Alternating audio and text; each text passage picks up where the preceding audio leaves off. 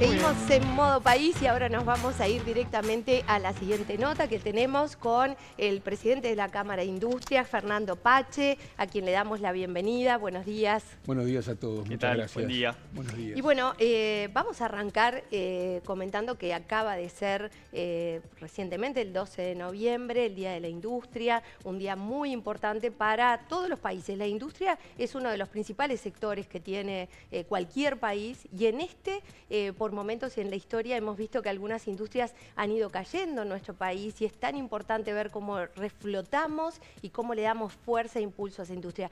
¿Cuáles han sido las principales conclusiones que han compartido una vez que celebraban este Día de la Industria? Bien, dentro del discurso del Día de la Industria y el trabajo previo que se ha realizado para armar este discurso, nosotros presentamos, digamos, las 90 propuestas que en el mes de abril le habíamos presentado a todos los precandidatos en las internas y por supuesto posteriormente a los dos candidatos finales que estaban centradas o resumidas en 6 vectores específicamente, que es la competitividad, el comercio exterior, las relaciones laborales, por ejemplo, la industria capacitada, o sea, la educación en el sistema, la educación, importantísimo tema para poder integrarse posteriormente a la parte laboral. Eso por un lado, y bueno, entre ese día y hoy ha cambiado muchas cosas en el país, como entre ahora en este segundo y a las 6 de la tarde, porque este es mi último día como presidente de la Cámara de Industrias, donde hoy a las 6 de la tarde el Consejo Directivo nomina o nombra al nuevo presidente que me sucede. Así que bueno, eso fue lo que de alguna manera nosotros hemos presentado y efectivamente la industria es un motor de desarrollo, como decimos en el eslogan de la Cámara, y bueno, y genera más de 260.000 puestos de trabajo entre directos e indirectos y algunos otros que no se pueden contabilizar, pero es muy importante como en todos los países. Y usted mencionaba cambios que han habido de industrias que cierran, otras que llegan, gracias a Dios eso se está dando y se sigue dando, y hay un recambio muy importante de la parte del foco industrial. Vean que la madera o la celulosa en los últimos 10 años ha crecido exponencialmente, ¿verdad? Es interesante esto que hablaba de cómo ha cambiado el escenario, ¿no? Ya hoy hay un presidente electo, hay va a haber un presidente electo. Sí, sí. Un presidente electo nacional, ok, exacto. sí. Exactamente. Tenemos, bueno, un ministro de Economía designado que va a ser Gabriel Odone. Y hablando a propósito de ese desarrollo y ese crecimiento que tanto han hecho énfasis todos los partidos políticos, le pregunto acerca de esas dudas que tenía en su momento el empresariado hasta hace algunas semanas sobre la designación del ministro, puntualmente el crecimiento que podría llegar a tener Uruguay de cara a los próximos 5 años y qué expectativa genera de cierta forma la presencia puntual de Odone en este caso como figura. Bien, hasta ahora el único ministro designado, por lo cual todos los demás a los empresarios nos generan, por las inversiones a realizar, entre otras cosas, nos generan expectativa. El caso de Odone es un caso que nos tranquiliza porque es una persona de visión ortodoxa, lo hemos tenido muchas veces en la Cámara de Industrias disertando sobre temas económicos claramente, y desde ese punto de vista ustedes han visto inclusive que a veces se desdice de lo que comenta el presidente electo o lo que habla Odone del mismo tema y demás. Y ahora los escuchaba en la previa hablar también de la parte con respecto a China y TLC que dijo la vicepresidenta electa y un acuerdo entre partes que dijo el presidente electo. Yo creo que nos tenemos que acostumbrar un poquito a eso. Hay que dar la chance de que entrar en la cancha grande como es la presidencia de la República y llegar a tener un discurso común entre los integrantes no es castigable, es absolutamente humano y normal. y la verdad, tomando el tema ahora sí un poquito del comercio exterior con respecto a este cambio que vivimos desde el día del festejo del Día de la Industria y el día de hoy, sí hay un cambio gigante. Es decir, el día que teníamos el Día de la Industria era un día en el cual había dos presidenciables en disputa, digamos, en competencia, y bueno, y hoy tenemos un presidente electo.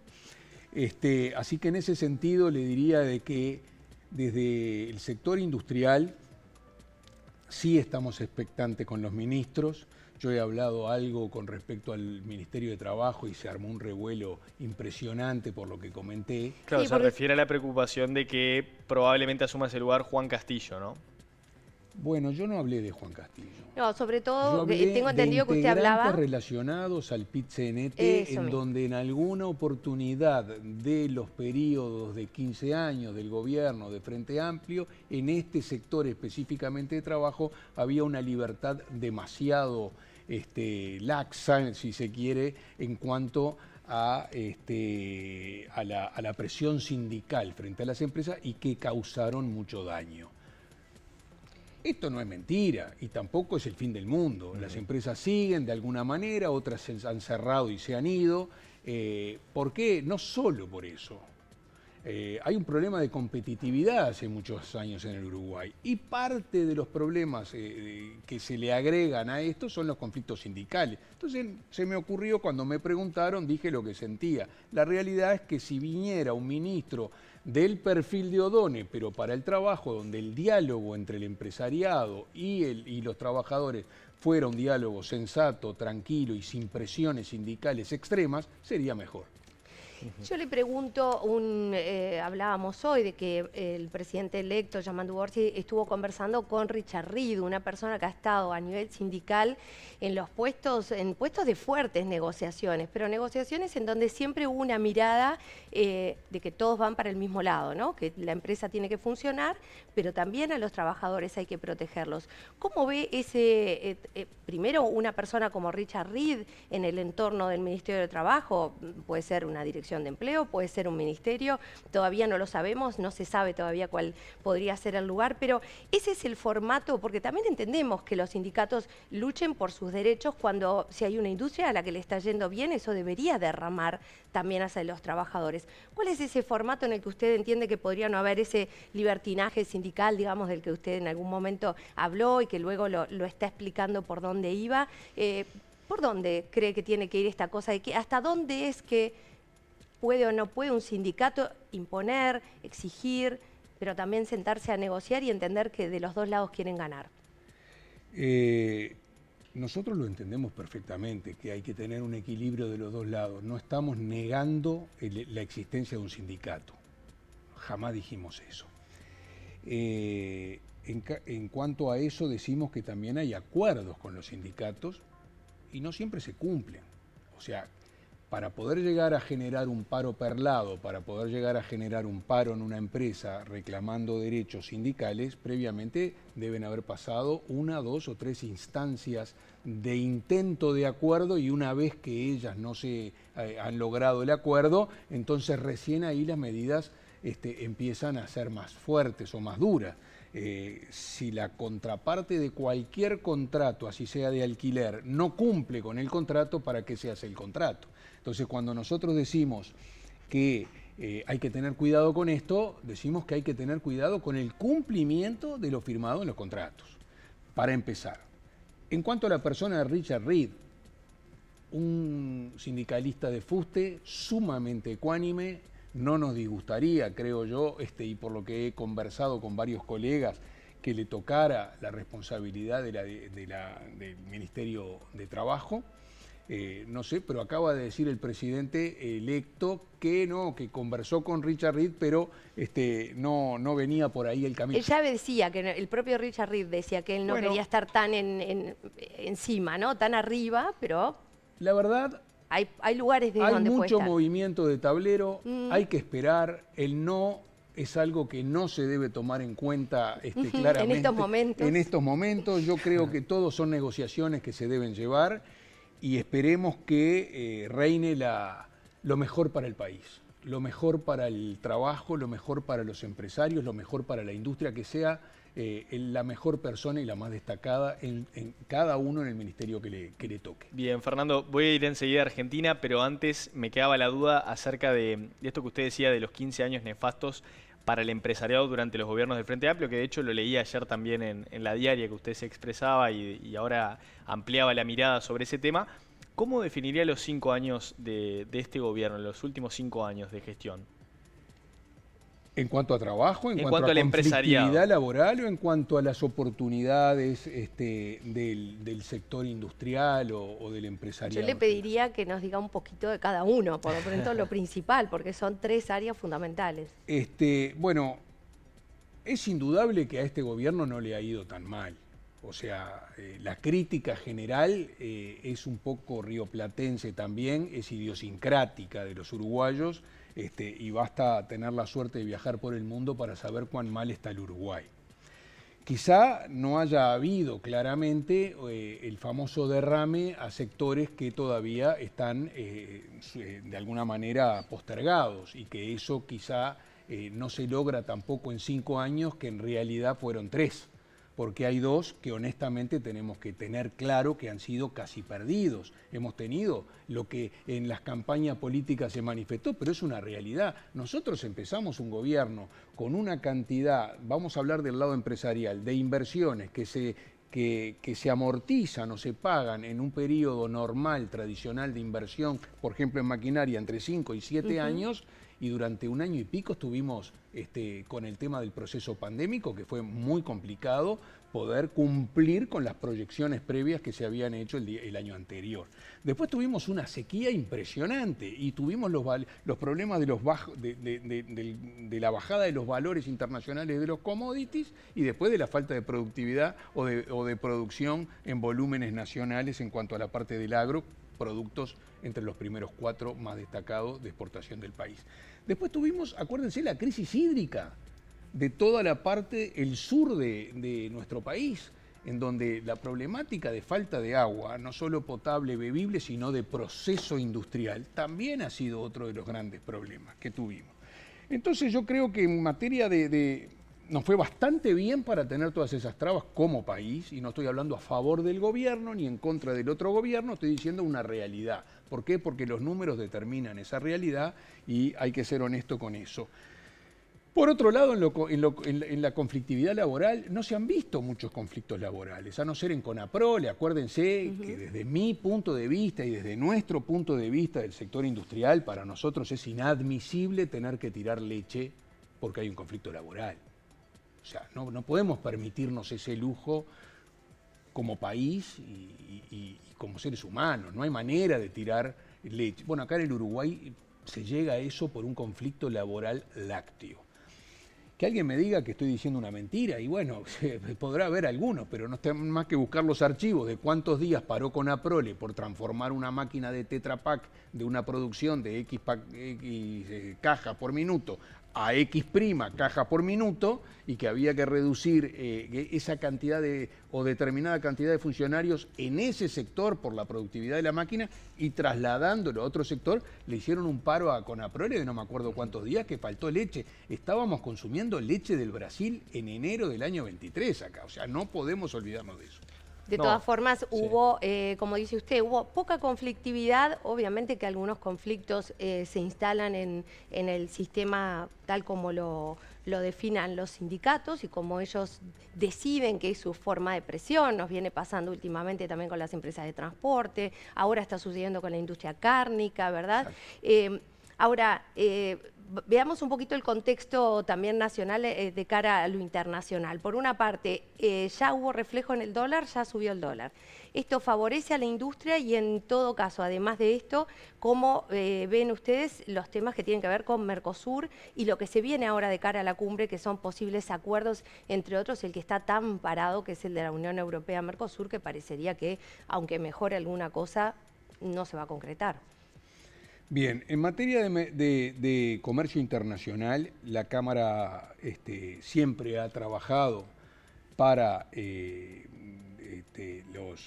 para el Poder Ejecutivo, digamos, para los ministerios que han preguntado y se han querido informar con respecto a cuál es la situación de cada sector industrial, y tiene un trabajo realizado ya en la presidencia anterior del doctor Antía, donde yo era vicepresidente, con respecto a las oportunidades y sensibilidades que la industria instalada uruguaya tendría por un acuerdo llamado TLC, que yo no quiero magnificar un poco la problemática, si es un TLC o es un acuerdo por partes. Yo creo que el acuerdo que venga, bienvenido sea, y no importa cómo se denomine.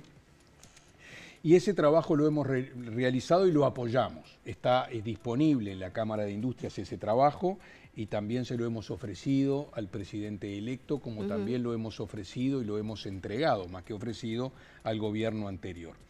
Eso por un lado, estamos a favor de ello con China, estamos a favor del tratado con la Unión Europea, bien, más allá de que no sabemos... Está difícil. ¿Hay algún otro mercado que ustedes digan, necesitamos abrir este mercado en particular? Si son puntuales, bueno, el Asia, lo dijo el ministro Paganini hace un par de días por el CPTP,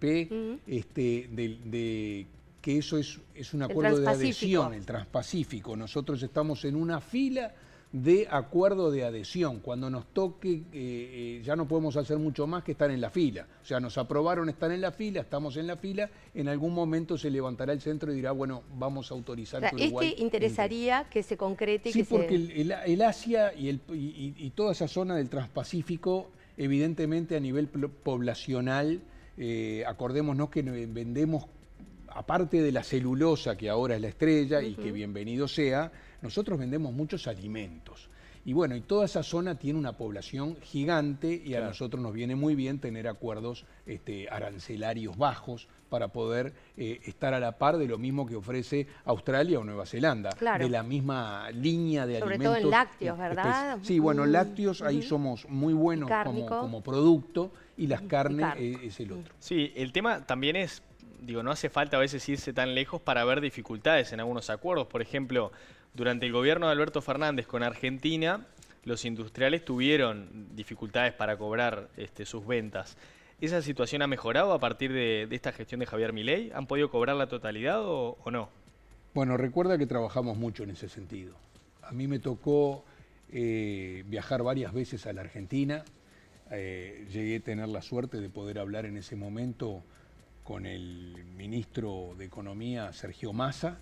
El doctor Massa, tuve la suerte que me atendiera, y me atendiera muy bien, más de una vez, y logramos destrabar una cantidad de volumen de pago, especialmente para la MIPYME, para la pequeña y mediana, pequeña y mediana empresa, y eso ayudó muchísimo. Posteriormente, o paralelamente, también conseguimos muchas CIRAs, aquellos certificados que había que tener para poder importar a la Argentina. Esas eran dos trabas que había. Si no tenía CIRA, el importador argentino no se podía mandar producto de Uruguay, y después de mandado había que cobrarlo. Bueno, en eso trabajamos mucho. Al día de la fecha, y a partir del 14 de noviembre del año pasado, cuando asume Milei, la situación cambió, y en los primeros 6 meses, de noviembre a marzo, cambió para bien. Hoy por hoy estamos exportando, todavía bajo control de Argentina en cuanto a pagos, estamos exportando libremente, en convenio o en contrato o en acuerdo entre ambas partes, el importador argentino, el exportador uruguayo, y con una condición de pago que ronda los 30 días y se cumple. Y eso es una mejora sustancial para lo que había antes. ¿Qué sector le parece a usted qué sectores necesitan una prioridad en cuanto a la mirada, el abordaje, el apoyo que necesita hoy en nuestro país para crecer, teniendo en cuenta lo que puede permitir esto de la mayor equidad, la mayor distribución del ingreso, para que todos podamos crecer, y sobre todo las poblaciones más vulnerables? Es buena pregunta, y le digo, nosotros estamos convencidos que con la micro o la MIPYME, digamos, pequeña y mediana empresa, vamos a tener, digamos, con una visión y un cuidado hacia esas empresas, va a crecer la fuente laboral, va a crecer la distribución en ese sentido, y es muy importante tener en cuenta ese sector de empresariado. Perfecto. Muy bien. Fernando Pache, muy buen cierre de gestión en la Cámara de Industrias y lo esperamos en cualquier momento por acá nuevamente. Bueno, muchas gracias a ustedes por haberme recibido en el día de hoy, y bueno, y si Dios quiere, a partir de mañana, quien me suceda seguramente va a poder acompañarlos y hasta con mejor conocimiento que el que yo he podido dejar por ahora. Ha sido un gusto y sin duda seguiremos contando con la información de la Cámara de primera mano, que siempre agradecemos que estén con nosotros.